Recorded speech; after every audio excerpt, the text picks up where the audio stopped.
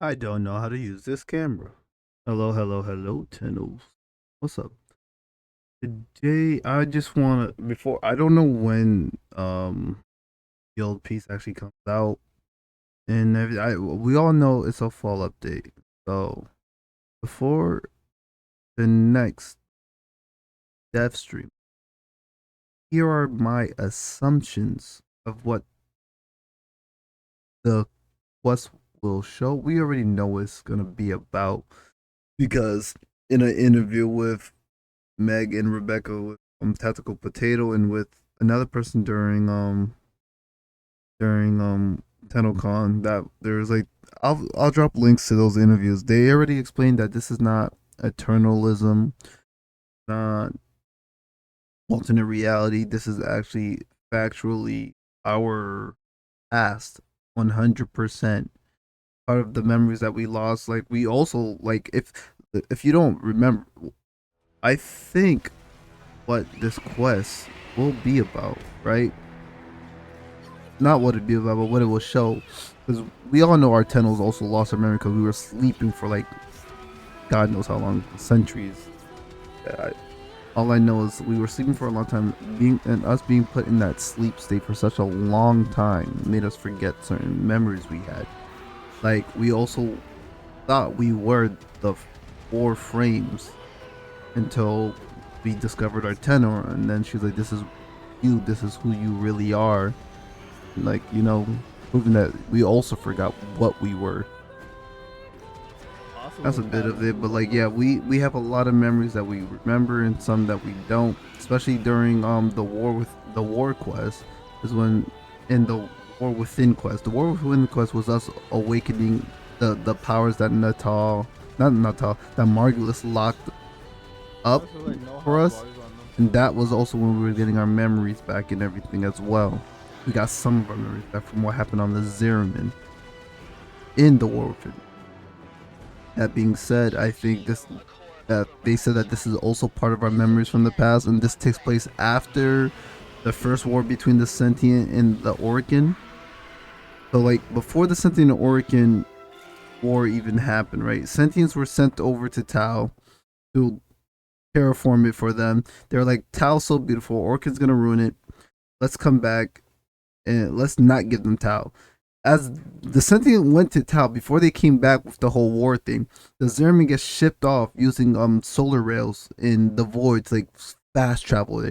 The Sentients did not use the void to get to Tau. They I think they took the long way there, and then they took the void back or something like that.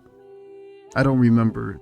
I think they actually traveled through the void, but they didn't use like solar rays or nothing. Because Albrecht and Charlie is the one who made the solar rays for the Zeramin to like fast travel through there, and what we use in our railjacks to like freaking hyper beam, like we're in Star Wars away and stuff like that.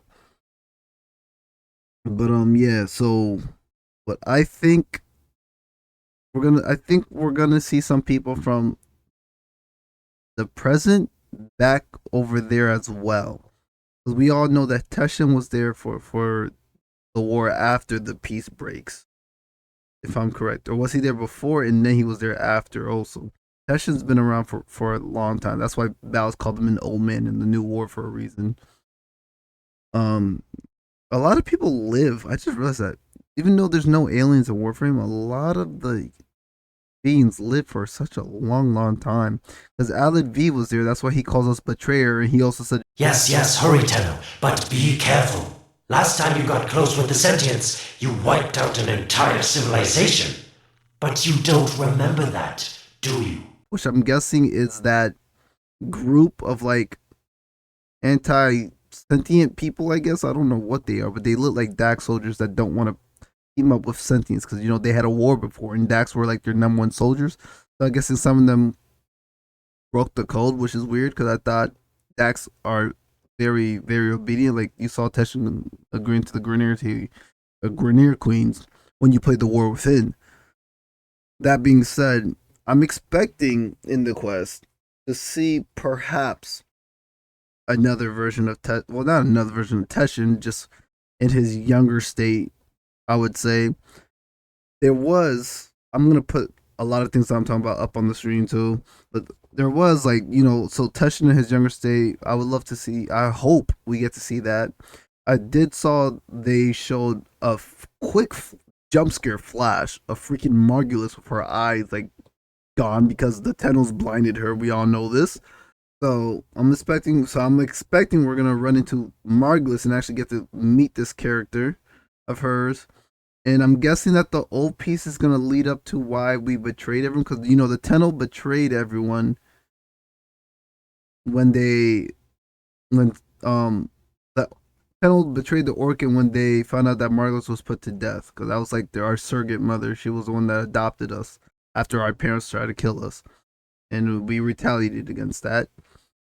So I know for a fact Margulis is gonna be, because they flashed her, so they flashed a hint at her.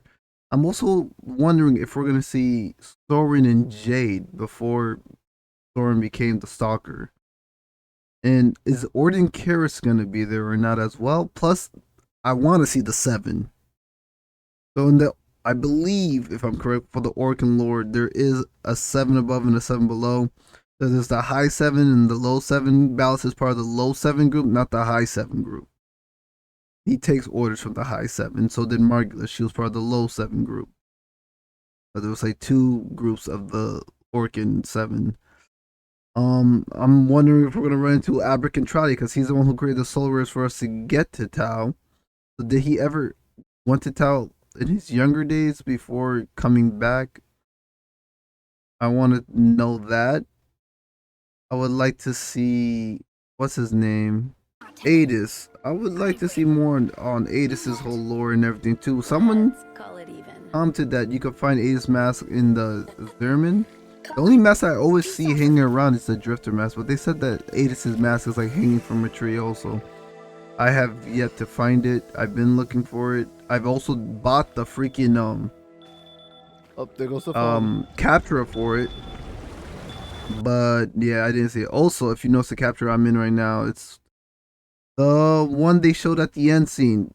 The weird thing about this, right, is the clock that we're looking straight up at is right here. It's moving and everything. And below this is supposed to be the pool, right, where we were in with the Lotus. But it's not here. I also looked. I went on the live thing to look for it. Couldn't find the pole anywhere. I even tried to see if it's in the other tile set or something, because we were literally basically laying like right here and we're looking straight up this way. We're doing some Minority Report. If you guys never watched that movie, watch that movie, because that's what it looked like to me. And at what time does this moment of peace also take place in? Like, is it in the same time frame as Excalibur Umbra's whole storyline? Because Ballas was selling secrets to the sentients, right?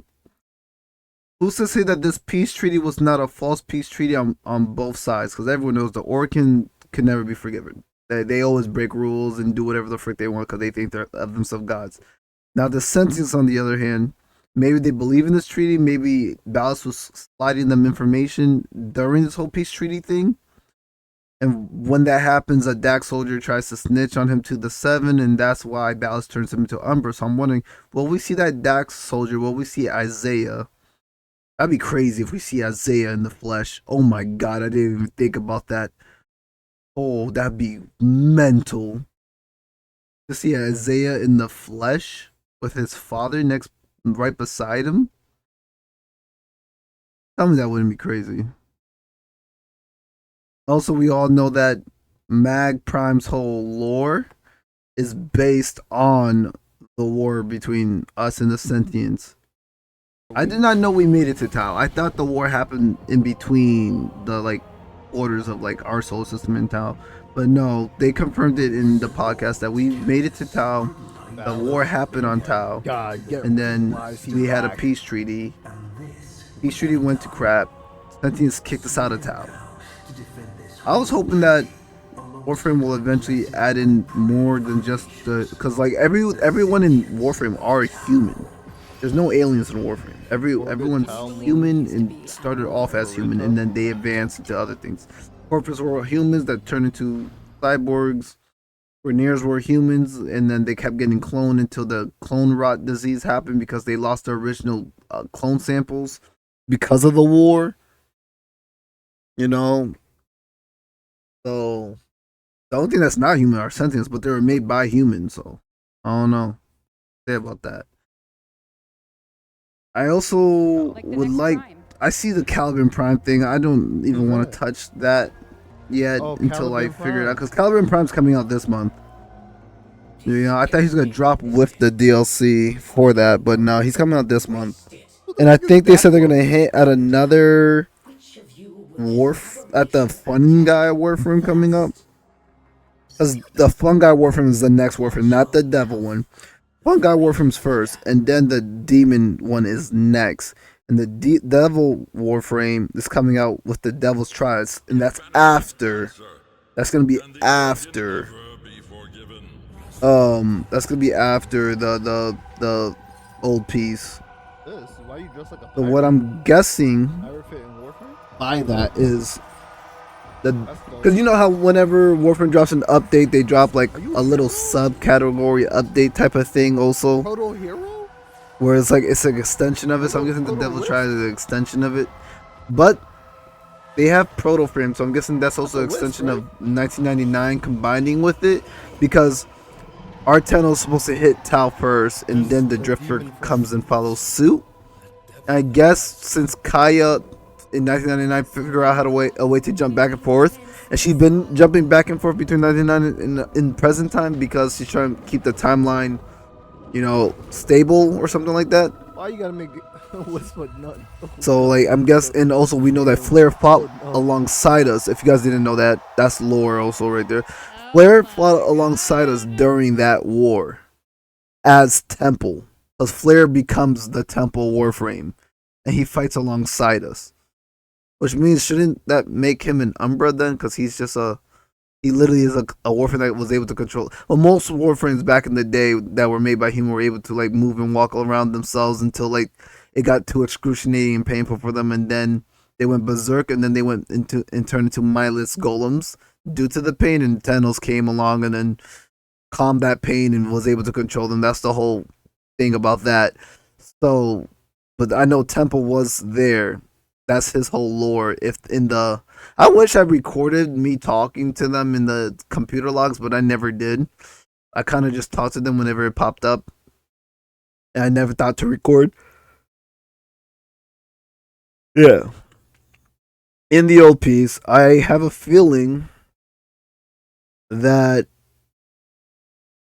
I know I clickbaited a lot of people with one of my freaking shorts where I said, "Oh, we're the problem." Because we tend to be the problem a lot, but I think this one's a trick on both sides, because you know we're being betrayed, we're being played here, and I think Ballas is the one who's feeding information to that anti-sentient faction, but I think Ballas is also feeding information to the sentients, which is causing both of them to like bump heads the way they are, and we're stuck in the middle of it. So I think Ballas is probably the problem. Ball sack man, Ballas. I think he's actually the problem of this whole thing. I know I clickbaited title that, and some of y'all got angry about it. Some of y'all got that I was just doing it just for clicks. Yeah. But I would like to see, you know, what's gonna happen. Also, do you think we're gonna see Hunhao before he got stuck in the watery grave? Which is crazy that he's still under. I want my dude free. I know he's not Father of the Year or anything, but I think Hunhao should find a way out. Like, I know for a fact, when it comes to greater sentience like Lotus, Hunhao era, and they hit like death, if they hit the death state or near death state, they become something known as Eidolons. And these Eidolons' whole thing is like they go back and collect the energy in their parts back and become whole again, and then if you played the new War Quest, you saw that we did that with the Lotus.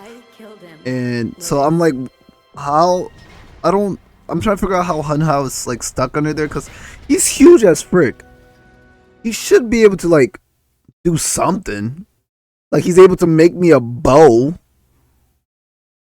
So why can't he, like, I don't know. It looks like he has a lot of power. He just chooses to do nothing with it at this point, you know?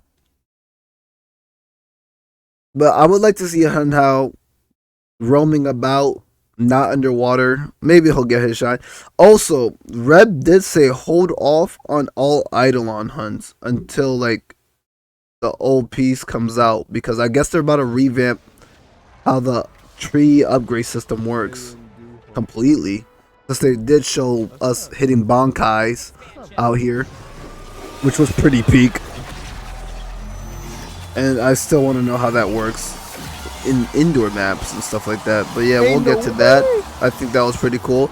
Also, the giant thing that Adis was controlling, I don't know the name of it. Oh my god. Again, I'm going to be showing everything I'm talking about as I'm going through. But that giant thing, if that becomes like the new Eidolon hunts, peak. But I do like the old school Eidolon hunts, unless they're going to try to upgrade the Eidolon hunts to be a little bit more. Yeah. But that was like literally, I don't even think this is like me, any apps or updates or lore thing. This is just me kind of just saying what I'm expecting in the new update. I hope you guys like this, and tell me what's your favorite, what you're hoping to expect in there. I'm hoping to see Ordis as Ordin Carr. I think that'd be dope. Imagine we get to witness the part where he like freaking like the Beast of Bones like literally did the deed and the reason why he became Ordis. Like, imagine we get to see that. That'd be, I mean, that was a gruesome tale, but like that would be. If you guys don't know Ordis' lore at all, I did make a video about it, explaining his whole entire lore with Ordis also telling his lore to us. I'll leave a link to that down below. I'll leave a link down to Tactical Potatoes podcast with Reb and Meg. I'll leave it down to the other stream. I forgot that person's name. I'm so sorry. I watched like all your podcasts during Tenogon, but I'll drop a link for that one. And yeah, thank you all for coming through and watching this video. This is just like a quick little rant or something. I wouldn't say rant. It's just me having what I hope I get to see in the next upcoming update. And I hope you guys can agree with it too. And I'll catch you all in the next video. The next Warframe video, I don't know when that's gonna be. I have ideas for Warframe content, but like one of them is taking a very long time because I'm struggling for build. Also, if any of y'all like are Tenogen creators, I'm trying to learn how to Tenogen, and I know Blender and stuff. I went to school for it, but like I don't understand how people pull the Warframe models into Blender and stuff. I tried to watch that video, but that video is like 7 years old and it's not up to date anymore. All the videos for Tenogening are like 7 to 8 years old, so none of them are like up to date. If you guys have an up to date video that explains it better, let me know, please. I would greatly appreciate it. Thank you, and I'll see you all in the next video. Bye.